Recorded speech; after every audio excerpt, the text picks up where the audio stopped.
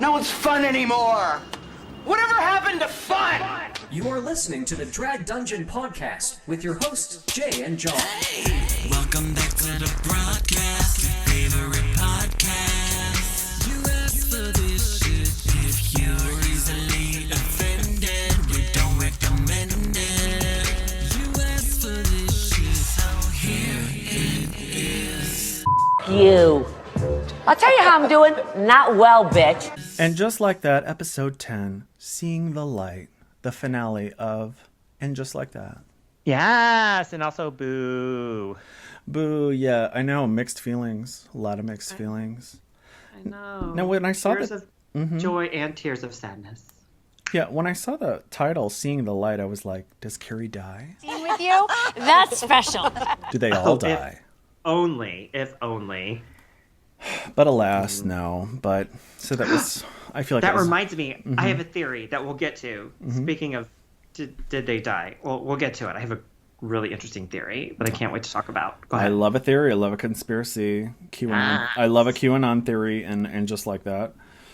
So I was like, or maybe seeing the light, seeing the light, is all this just been a bad dream and we can go back to having fun again like in Sex and the City. No such luck again. Spoiler alert. I hope you've all watched this god-awful episode before we get into it.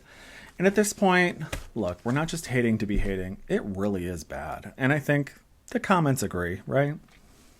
It's not just bad, it's offensive. Like Yes. it is offensive. And like there's so many things that I just don't know how society allows the show to exist.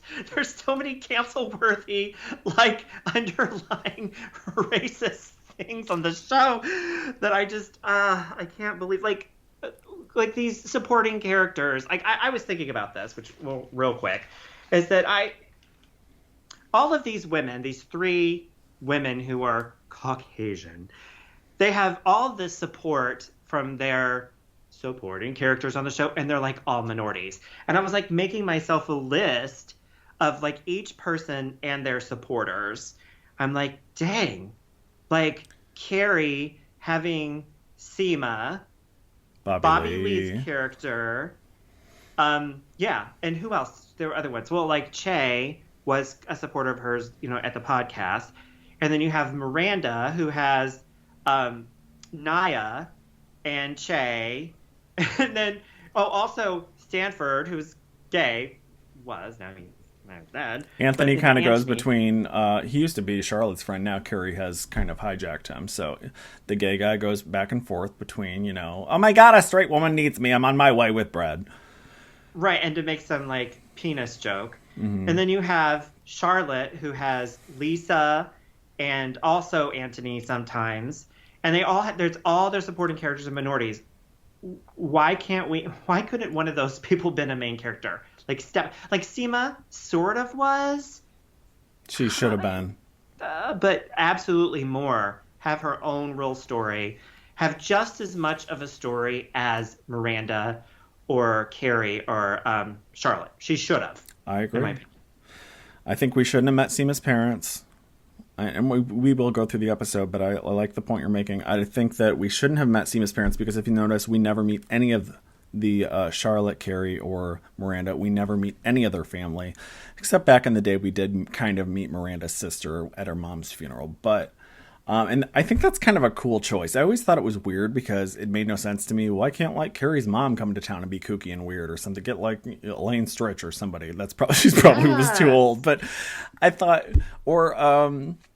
Rue McClanahan or somebody when they were alive back in the day. Wouldn't that be fun? Maybe they didn't want to go toward like the Golden Carrie Room. Fisher. Carrie Fisher. Carrie Fisher. Yeah, like somebody like kooky and fun. Eccentric. And maybe that.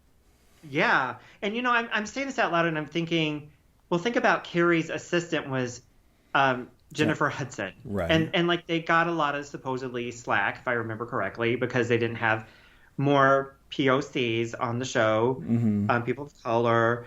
Like they got a lot of shit on that. And then they basically do it again with more people. Yeah. And they think, God, we've come so far. And I'm like, have you? Because all the people of color, all the secondary characters are like set decorations. Assistants. They're the assistants. They're the help. I'm sorry for using the expression. Either emotional assistants, or actual comfort animals, emotional support animals. Right, emotional. Oh God, they're just not utilized, and there was so much potential in those characters that could have been good, and they really blew it. I can just see like Cynthia Nixon, like, can somebody move that potted plant? Oh, Sema, can you come over? Yeah, I feel like there's not a lot of respect for it. By the way, somebody put in our comments, and I don't know if it's true. Of course, we can't fact check this, but I want to believe it's true. Somebody said that their friend, and if you're listening, hey girl, said that their friend was an extra in the diner scene last week with Che and Miranda, a guy wearing glasses at the diner. And he said that everybody was rude, which I love the gossip. He said everybody was rude and they didn't care, and it was clearly a cash grab. Now, that's a lot to deduce from just being an extra, but you know what? Because we don't like the show, I choose to believe it. Oh, totally. I'm sure this is like such a cash grab. I mean, why else would you do this? So pretend for a moment you're Sarah Jessica Parker. Okay, maybe not her because she hasn't done anything in forever and a failed movie actress. Oops. Oop. She did divorce on HBO, to be fair, and she was supposed to star with her husband before the lockdown and in a musical. Like a funny thing happened on the way to the reboot, or I forgot the name of the musical, but that got canceled. So her schedule opened up to do this. Continue. Okay, we'll give her that. And also, I don't know if we've ever talked about this, but my favorite Sarah Jessica Parker is Girls Just Want to Have Fun. That is my favorite Sarah Jessica Parker movie. You have mentioned it. I think your exact words were her career ended right after that movie. Yes, that would be so good with Helen Hunt and Shannon Doherty. Tune in Tokyo. If you know, you'll know that expression if you've seen the movie. Speaking of Helen Hunt, they even rebooted Mad About You, and it was better than this. Really? And it wasn't great. Every time Helen Hunt comes on TV, my mom has said this to me 1,000 times. Look at her face. What did she do to her face? Well, look at her teeth. Her teeth are fucking huge. These are my mom's were always remarking on Helen Hunt's fucking teeth. She has big horse teeth. She just hates Helen Hunt. She does. She has a vendetta against her, but I'm like, Mom, remember Twister? That bitch. Fucking whore. Remember Twister came out and we all thought Twister was #1 at the box office. How did that ever happen? I don't know, but I have a confession. We're like way off track, but okay. I kind of like Twister. I know it's sick, even though the tornadoes growled and was crazy. But anyway, so Girls Just Want to Have Fun, dancing in heaven. So Sarah Jessica Parker. Okay, so say you're, I don't know, we'll say Kristen Davis. You're handed this script and you're reading it. And I'm imagining her. Do you think she was like, yes, oh, this is amazing? Or do you think she was like, okay, how much am I getting? I think, okay, yes, I'm going right along. I'm going to role play with you. I think, okay, so I'm Kristen Davis, the mailman. Because I'm waiting for the mail with a drink in my hand, a Bloody Mary, and sunglasses, waiting in the hot LA sun for the mail to come. The mailman hands me first an eviction notice. And then underneath that is the proposed script for And Just Like That season 1. And she tosses the eviction notice and she goes, oh my God, thank God. Right. All the Scientology has paid off. Finally, another gig. She doesn't even read it. She's like, I'm in. I'll do it. Sign me up. She signed it without even reading it. Yeah. And she makes an appointment to go get her Regerva. What is it? Injected to her lips. Juvederm. Both. Whatever injected in her lips. Yeah, she got laser peels. Go, girl. But I think she has been. Pew, pew, pew, pew. It's no secret that laser peel.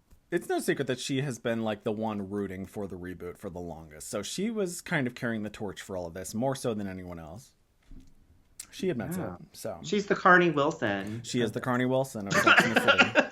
It all comes back to Wilson Phillips. You guys will see. Well, there are 3, and Sarah Jessica Parker's kind of the blonde. Yeah. Then Charlotte's the brunette, and then now Miranda's back to redhead. I'm telling you, it's all about it. It really is. Shadows and Light. Is that the album? Oh my God. I just felt 10 people unsubscribe, if that, at least 10 people. Okay, we're coming to the episode. Let's talk about it. All right, let's do it. They're at the podcast studio that we haven't seen since, I think, episode 1. And Che, in true Che fashion, they're talking about the worst breakup stories. Che makes a god-awful joke about saying, I was broken up with on FaceTime. I'm like, wow, did somebody's grandmother write this joke? And she says, she should have broke up with me on FaceTime. Oh. And they laugh at their own joke. What the? There is nothing funny about that. That is not funny whatsoever. I almost said who wrote this shit. We know who it is. We know who it is. And look, I know a lot of other channels are going hard on the actual writers of the show. We're not really comfortable doing that. I just don't want to go after people personally. They probably listen to this. They know it fucking sucks. I'm not trying to ruin their lives yet. If there's a season 2, we'll see. So Carrie says she wins because my husband died. And she's almost he died, girl.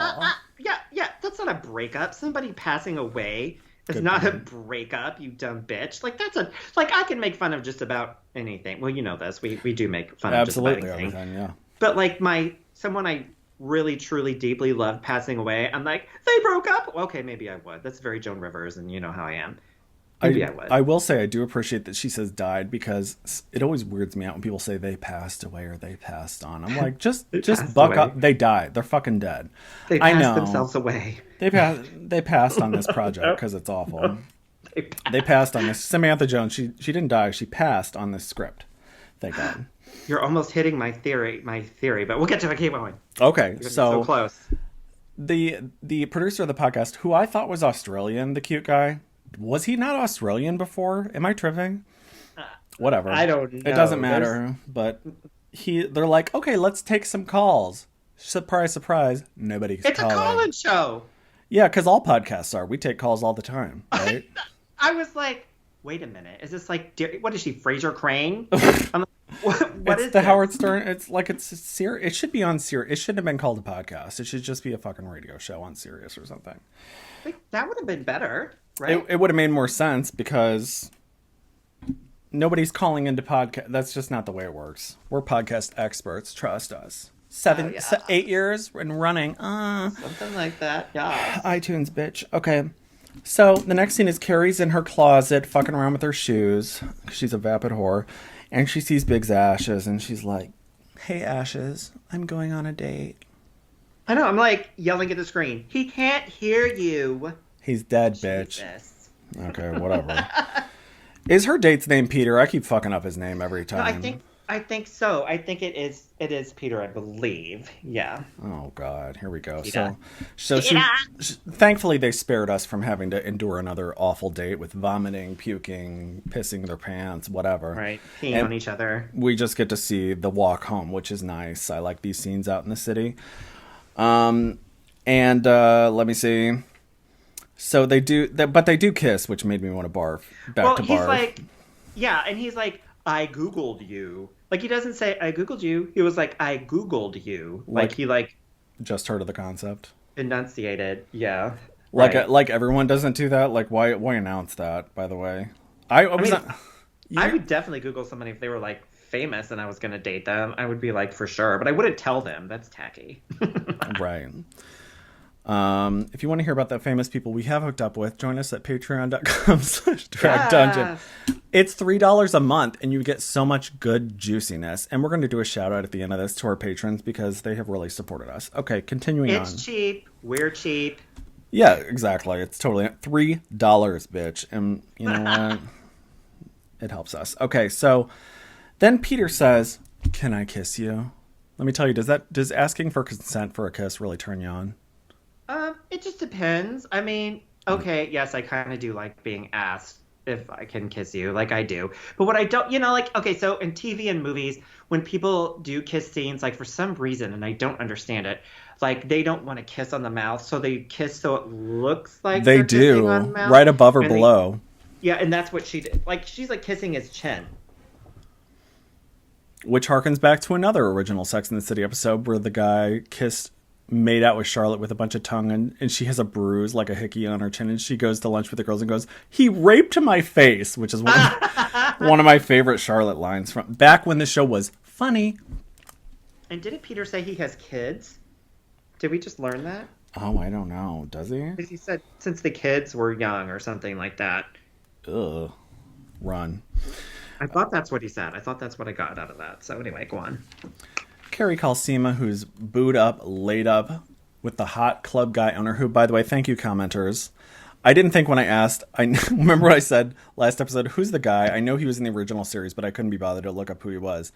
Well, like 1,000 people were like, it's the Prada store guy. I'm like, thanks, girl. So thank you to every single person who corrected us. Right. That's the Prada guy, you idiot. I know. I kind of loved it, though, because everybody really did come to the rescue when I had a lapse in my thinking there. So, yes, it's the Prada guy. He looks good still, baby.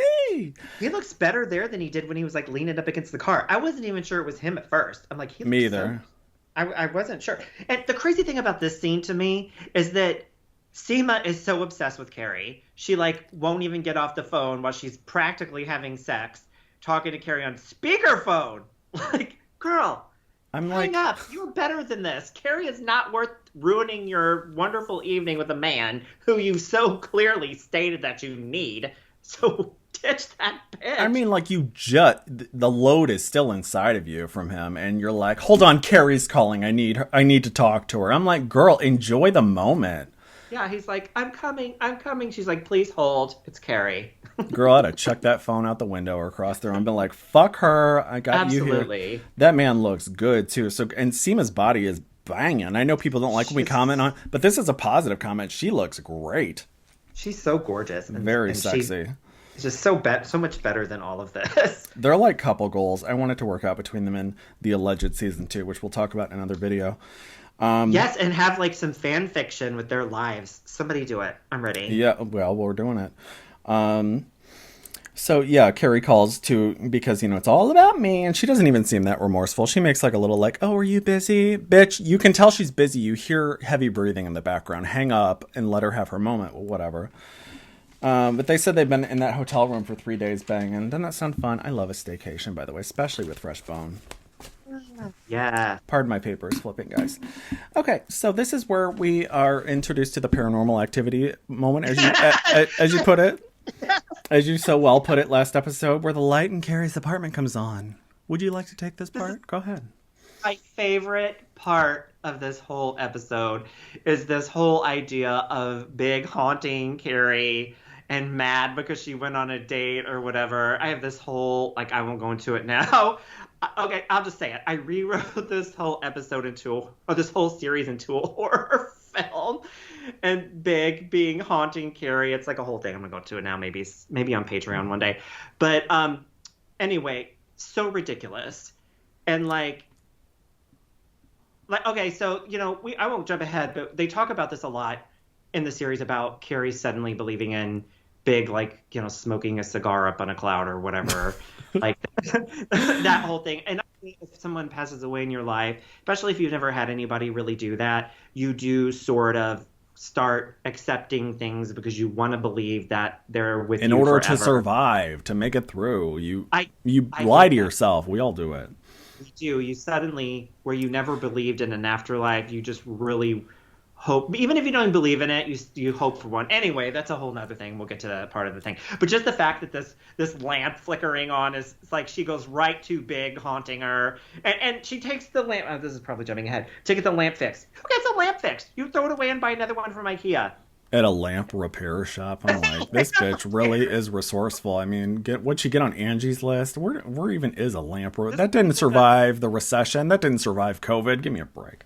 No, this reminds me of Friday the 13th, the series, where there's that shop and everything and it's haunted or whatever. And like, she takes the lamp there.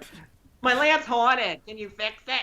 I was just thinking when all this happened, you know what this show's missing? Paranormal stuff. It's missing. Absolutely. Yeah. Absolutely. Well, my story, there's a seance that I wrote. Well, I think maybe that was a scene that they shot and just cut out, so you're probably right on track. But I'm thinking, where are the aliens? Oh my God. Anyway. Oh, there's so much I could have put in. I'm like excited to hear about aliens. I want zombies. Yeah, I think Alien season 2. American Horror Story shit going on. Oh my God, wouldn't it be iconic if who's the guy? Michael, the American Horror Story guy. I can never remember his name, which is me good. either. And it's such a basic name. But wouldn't it be great if they did a season just based on Sex and the City, like shading the fuck out of it? It would be so great. Everybody's too scared. I wrote the first one. I know, bitch, but I'm just saying, wouldn't it be great if they... Is American Horror Story still on? Let's get to that later. I'm sorry. ADD. Okay. Carrie's at lunch with the girls, because again, they have no life. And she tells them, girls, Big is haunting my apartment and my lamp. And they're looking at her like, bitch. Now Charlotte's fully on board. She's like, I love paranormal shit. I love ghosts. She looks like I love an afterlife. she looks like the type of bitch who watched Ghost Hunters. And Miranda, out of all the fights to pick, and after all the fuckery and foolery that these two have put up with her this season, she decides to pick up this argument with Carrie about whether or not heaven or hell exists and whether an afterlife exists. And I'm like, really? This is the hill you want to die on? This is what you want to fight about, you cheating whore? Yeah, you have so much going on in your life right now that's like problematic. You want to fight with Carrie, and you pull out the whole believe in the Easter Bunny. Why do people always go to the Easter Bunny when they like doubt, like something exists? It's always the Easter Bunny. Leave the Easter Bunny alone. It's like when gay marriage was about to be legal. Like, what's next? People are marrying dogs. Oh my God! It's all like animals. the right to animals. Most extreme example, and I'm like, Miranda, can you just shut the fuck up? God, I hate her. I just hate her. She's such a lame ass bitch. I hate the way she's written, and I'm like, is this her in real life? Ugh. She was on the Drew Barrymore show. We might have to watch that and judge her for that shit too. Yeah, her character, and I just imagine like these people. I told this before. I imagine them off camera. We'll just say, I know this is fiction, but off camera, like what their lives must be like. She has got to be insufferable to be around. Like anything you say, I feel like would be like an argument or something, or turn into Che, and I just. Right, like I think it's gonna rain today. Well, actually, Fox News weather said it's not. No, okay, whatever. Fox News weather. I don't know what she's into. So Charlotte gets a text saying that the trans rabbi, her words, is available for Rock's Bat Mitzvah. So she's real excited about that. That's cute. Any comment on that? Well, I mean, it's fine. I wish they would just said a rabbi. Why do they have to specifically say trans? But that's fine. But you know what? When we get to that character, I like her too. I loved her. I'm like, where has she been this whole time? Why did they rob us of people we actually enjoy and give us all this extra bullshit people that we don't give a fuck about? Ugh. Yeah, I thought she was so she was good. Great. I love her. Back to Carrie alone. And she can't be alone for very long. So what's she do? She's texting Samantha, as if Samantha has not made it perfectly clear she wants nothing to do with you. You, Sarah Jessica, or you, Carrie Bradshaw. She does not like you. Leave her the fuck alone. Do we need to play the clip again, Liz? I take to task the people from Sex and the City, and specifically Sarah Jessica Parker, is that I think she could have been nicer. I really think she could have been nicer. I don't know what her issue is. I think like it's weird that like everybody obsesses with Carrie. Did you notice when she texts Samantha? Samantha is always at the ready for a response. Oh yeah, like seconds. Like Samantha's just sitting there staring at her phone, waiting for Carrie to text. Okay, so my theory is Samantha is dead. Like that's my theory. That she's in the lamp. It's not really her. Well, she might be the one in the lamp, but she's not really her texting. It's like I don't know, someone Wouldn't else. It be great? That's luring Carrie to London to kill her. Who could it be? And steal her diamonds. Wouldn't it be great if they showed, remember that scene where Miranda and Che were in like heaven or whatever, like the white background, it was the fantasy, the kitchen fantasy, and Miranda was masturbating. Wouldn't it be great if they showed Samantha in heaven fucking Big bareback? Wow, that would be interesting. The ultimate revenge. Okay. So Carrie shows up at London, and there's where Samantha and Big are having sex, and Big isn't dead. He like faked his death. Like Olivia Newton-John's husband. Yes, didn't he like throw himself off of like a cruise ship or something and like swim to shore or something? Where is that Lifetime movie? I just want to know. I don't know. Because I am so interested. Robbed. Olivia Newton-John, like, she's so bad you got to get away from her. I'm very intrigued by that. Okay. Yes. Isn't that crazy? Someone would fake their death to get away from you. Anyway, move on. I'm like, sing Let's Physical again. Whatever. Let's get physical. So Carrie's telling Samantha, because all her other friends are tired of her shit, that she kissed Peter and asked Samantha if she wants to talk. And invisible Samantha says, soon. I'm like, oh my God, take the hint, bitch. Soon. That made me think of, never mind. Soon, like she walks into the bathroom and it's written on like red lipstick on this mirror. Bloody Mary, yeah. No, we did last summer. When's the Annabelle doll going to show up? I'm telling you, I wrote a horror story. It's so good. We're going to get into it. Okay, so that's when Carrie goes to the lamp repair shop, as if that's a thing. You throw it out and you buy a new one, like you said. Nobody's repairing a lamp. No one. It's called IKEA, bitch. You can get another one of those for like $20. It's a cheap ass. It's not like it's like a Tiffany lamp or anything. It's like a shitty little whatever. We've talked a lot about No one does. You lamp. throw it in the trash. I just threw 2 lamps away that I bought from IKEA because they both, I can't fit the batteries back in. You throw them in the trash. Mm-hmm. Okay, so over at Charlotte's house.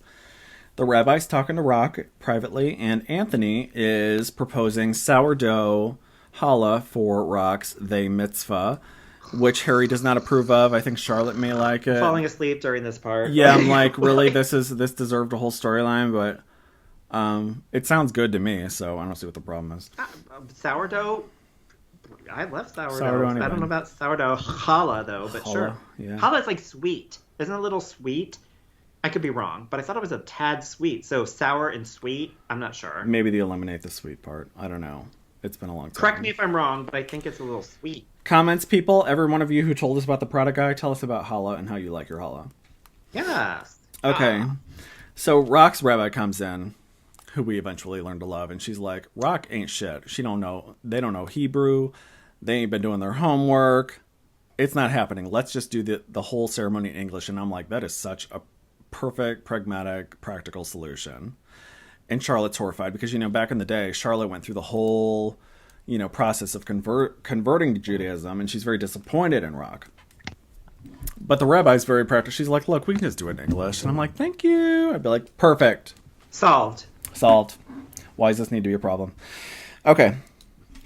Miranda shows up at a club because she told the girls earlier at lunch that I forgot to mention that Che wants to introduce her to their family, which seems awfully soon and kind of uncharacteristic of Che. But we learned that was all kind of a ruse. I thought she was walking into like a cult, like a cult human sacrifice sort of moment, and I was a little disappointed that was not what happened. I was ready for it. Right, like they were going to lay her out naked on a rock. Yeah, and like a giant bird they would call from their chants would fly in and like peck her face off or something. Like I just really was hoping for that. I mean, all these wasted opportunities. Telling you. Chase says it's Rambo time. But it's just, did she say that? It's Rambo time. God, couldn't we have left that in episode 3 or whatever? Ugh. Catch that. Then Che gets on stage and for an impromptu performance after introducing Miranda to her grandmas to sing California Girls. This was so many levels of offensive. If I were Miranda, I would have probably murdered Che in front of God and everyone. I would have just... I was waiting for the guy to come on, the Twilight Zone guy, and be like, you are entering the Twilight Zone. Right. This was... so many things wrong with this. Like, I'm going to point out the obvious. She didn't talk to Miranda first. She decided to tell her like she told everyone else. She sings a song basically saying, I wish everyone was not Miranda. You know what I mean? Did I say that right? Like California Girls. I wish they all were California Girls. I know you're not Miranda, so you know what I mean?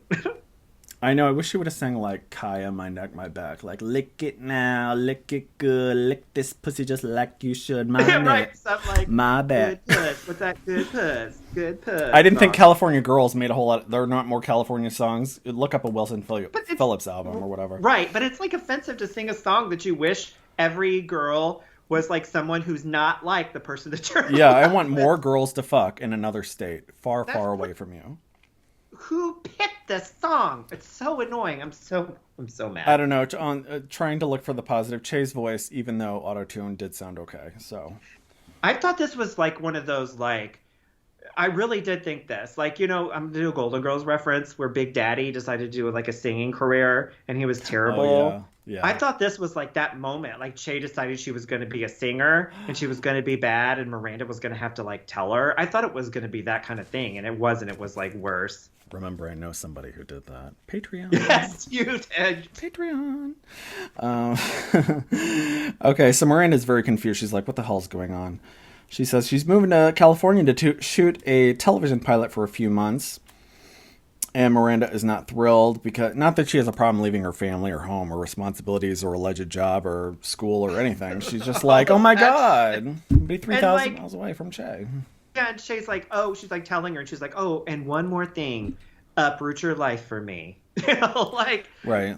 One more thing. And I don't know what it was about Miranda's teeth this time, but I kept thinking her snaggletooth was going to get caught on her lip. I know that's like terrible, but that's what I kept thinking the whole time. I was like worried. Miranda's teeth make yet another appearance.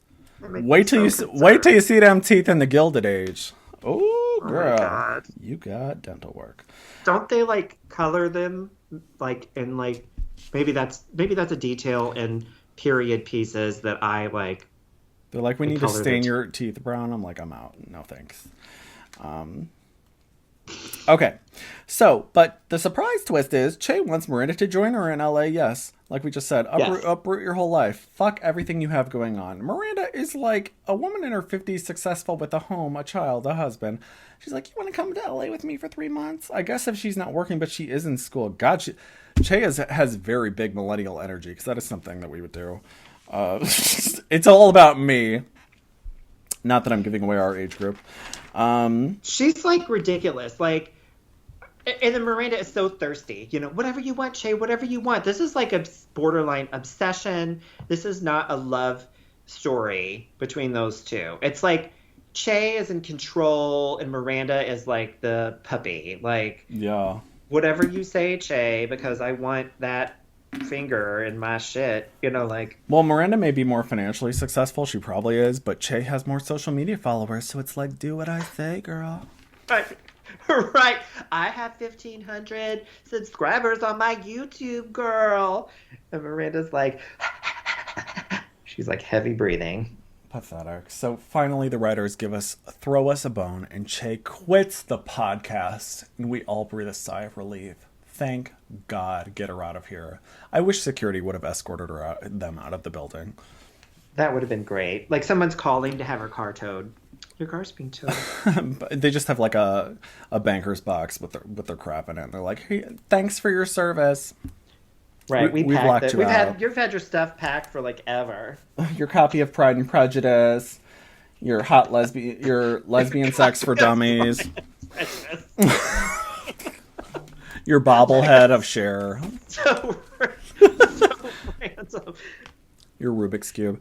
So, and Carrie looks relieved. Nobody really looks. Your bird that like drinks water. Peck. Okay, go on. Sorry. Right, yeah. Nobody looks sad to see her go, or them go. Carrie and Bobby Lee are walking in the street. I remember seeing paparazzi footage of this. I was like, I wonder what they're talking about. Well, it turns out nothing. They're just talking about the podcast being over.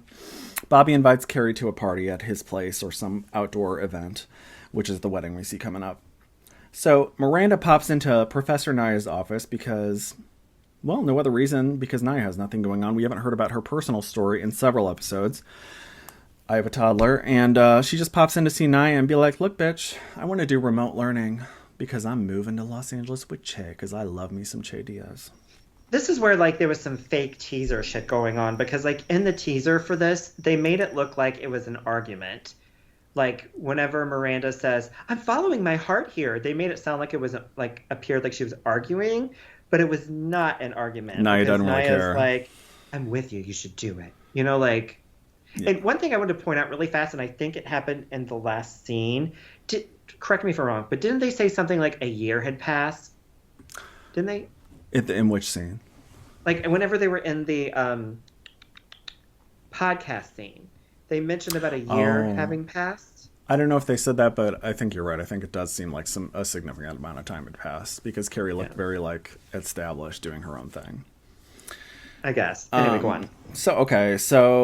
And also, Miranda had a internship lined up that was very coveted, and Naya wrote her a... Did we hear about this until now? I don't remember hearing about it. I don't think so. But Naya's like, I wrote you that letter, bitch, like you're an ungrateful white entitled piece of shit. She didn't say that, but that was the quote unquote. that was the subtext. The subtext. So she's there. You go follow your heart and go follow Che Diaz. By the way, like, how many pilots actually get picked up? I think like 5%.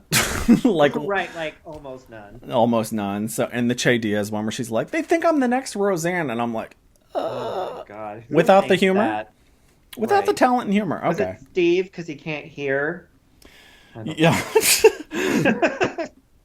Is he an exec now? Yeah, okay, so Nia did say that her husband's on tour and they're just taking time apart. That didn't really make sense to me because he went on tour all the time. He's a musician. I'm mad we never got to see him. Well, we did get to see him semi-naked, but I would have liked to see him one last time. His little cute face.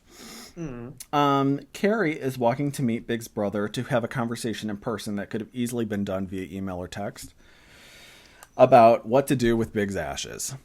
I thought, I'm like, why didn't they meet for coffee? Like, do they really have that much to talk about? They'll sit through an entire lunch. I'm like, that's a lot for no conversation. Coffee, Skype. I hear that radiator hissing again. If you can move away from that or whatever.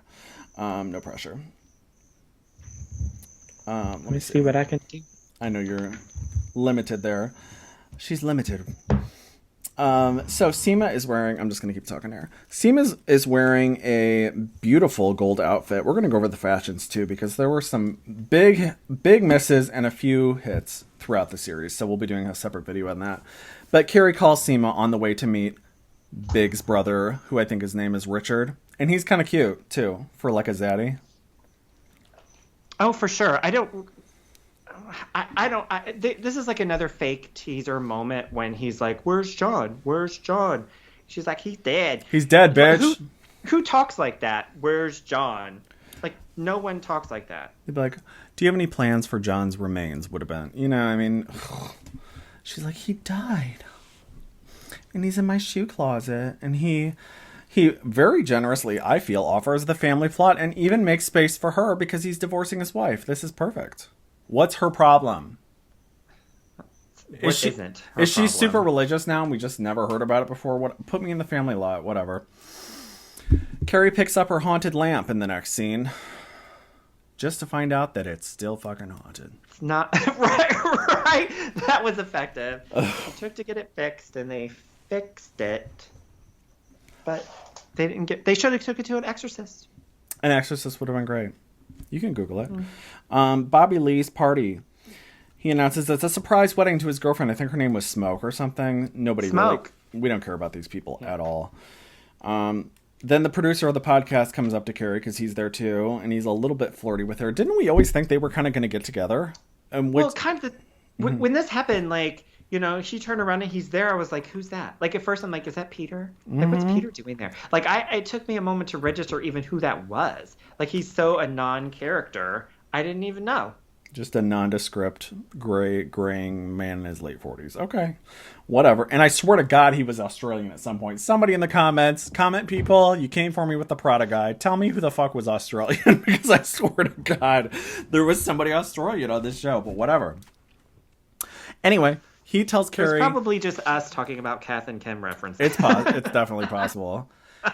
He says to Carrie, "Look, it's time for you to shine after, instead of Che, let's give you your own show." And I'm like, "Thank you."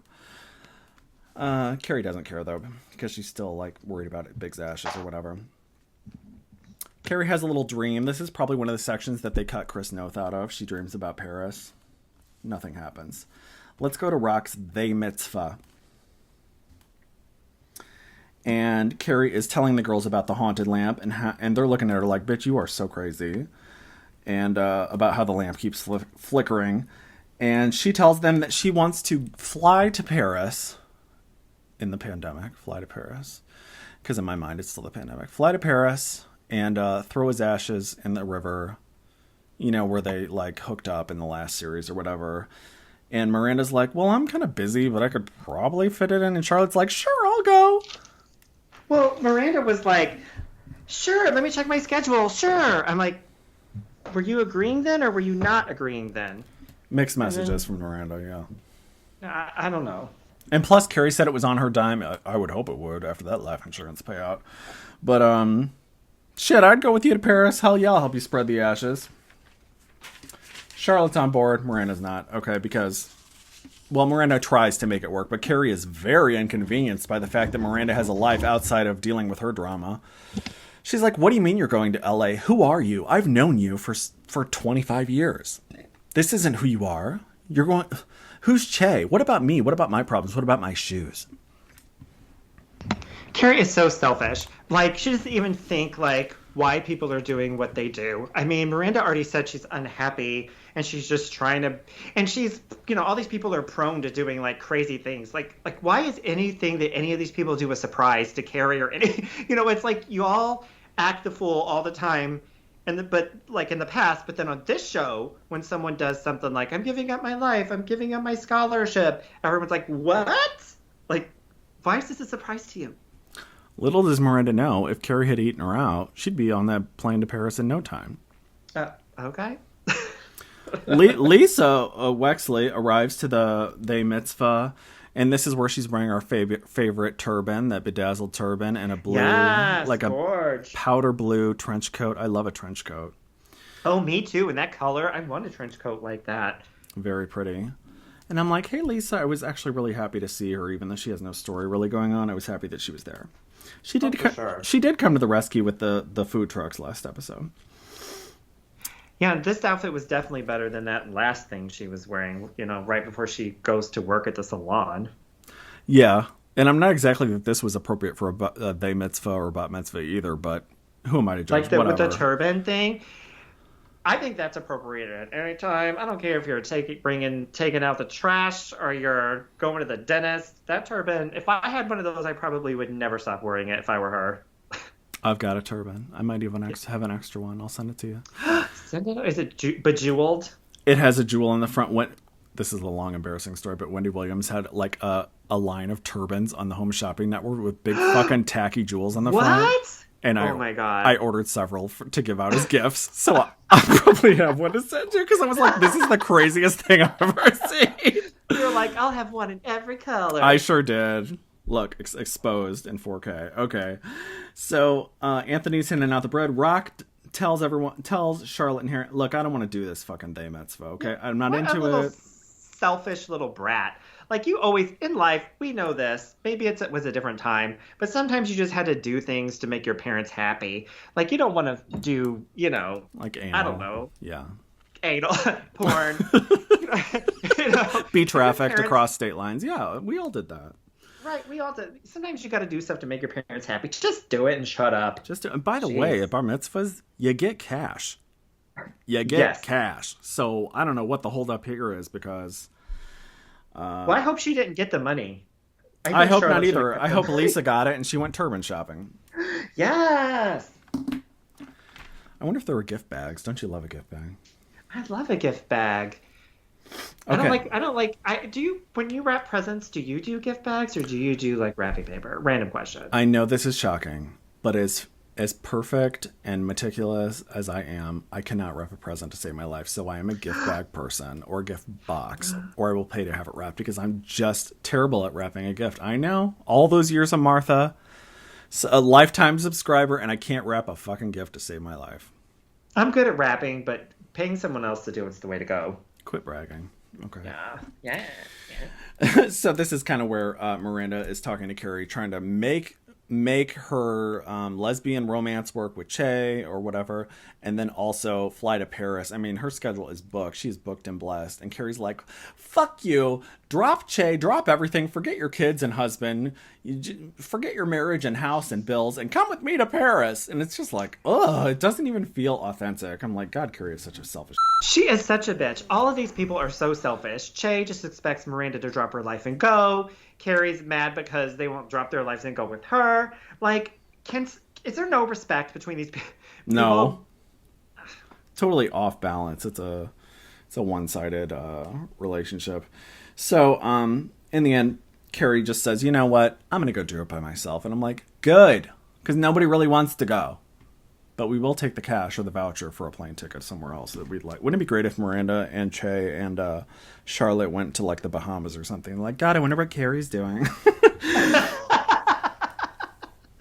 Yeah, I'm telling you, I wouldn't want to be friends with Carrie. She has proven time and time again to be a bad friend. Fuck her. But by the way, I do want to point out, I think this is a callback to the original series because when in the last season, when Carrie is going to move with Alexander to Paris, Miranda gives the speech to Carrie saying, New York is who you are. This is who you are. You shouldn't move to Paris. Why are you doing this? I've known you for... So it's kind of like the same conversation, only flipped.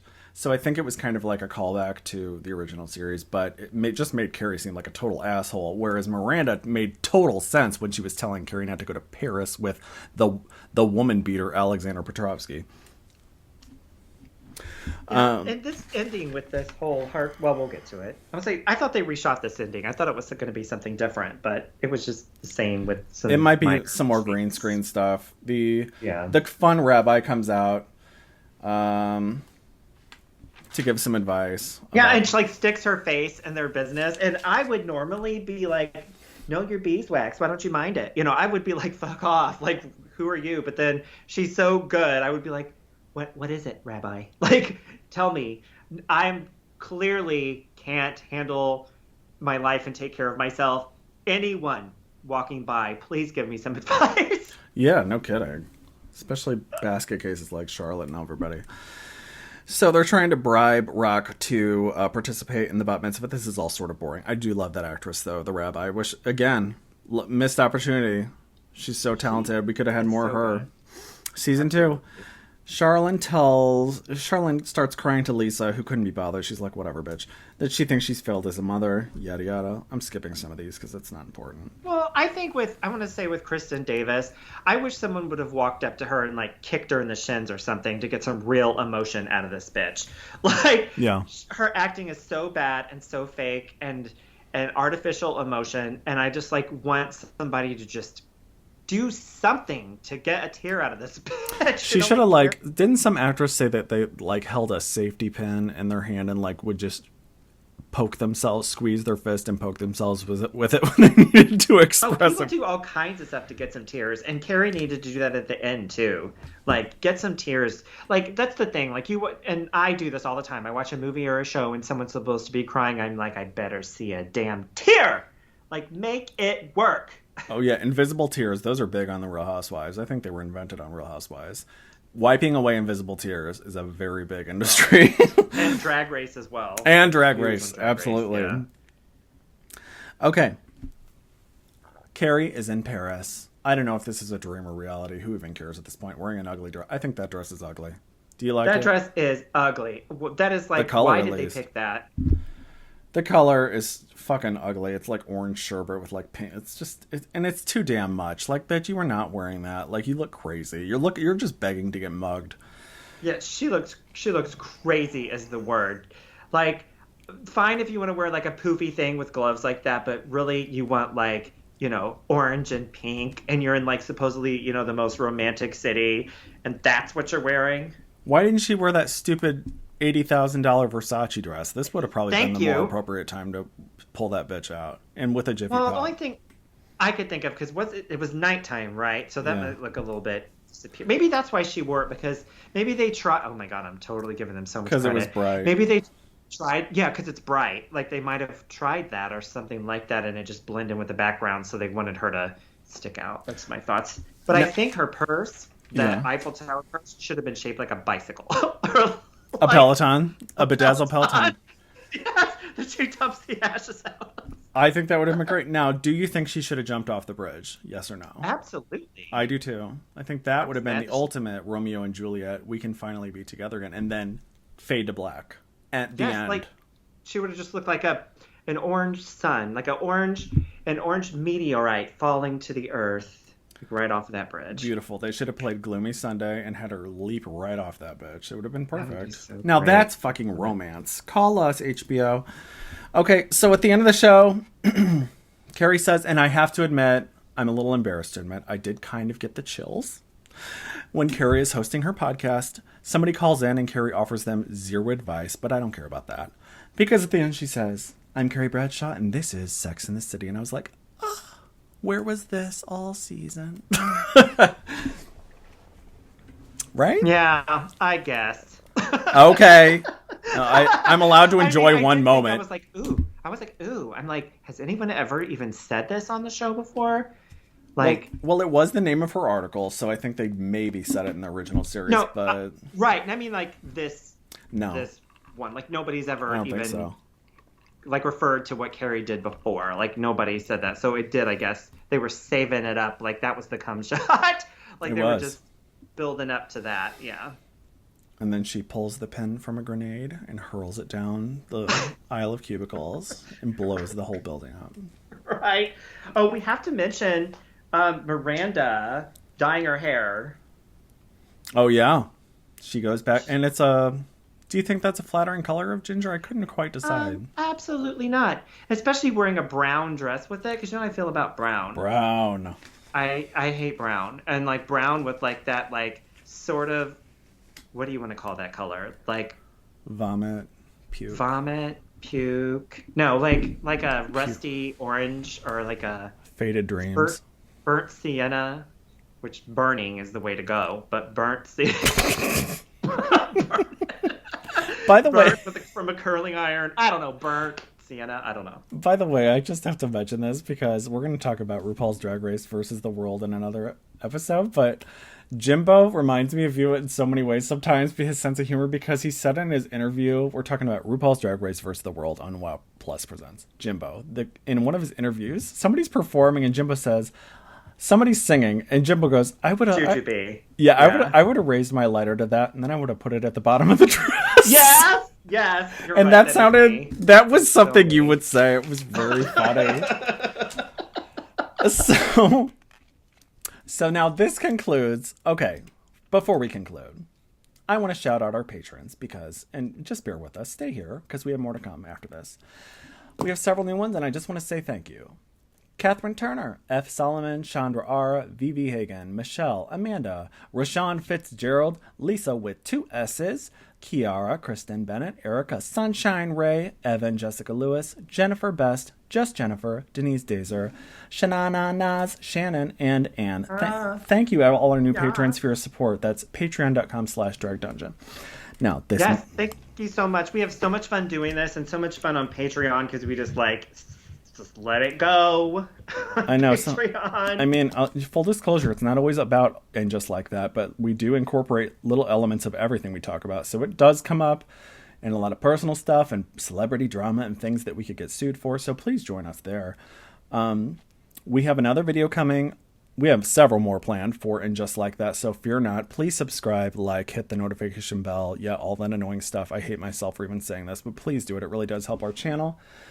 And we will be back very soon with more fun. Subscribe on iTunes to Drag Dungeon and Spotify. And just do it all. Do it all because we love you. We love your comments. You know you want to. Yes. Thank you so much for listening. Thank you. You asked for this shit, so here it is.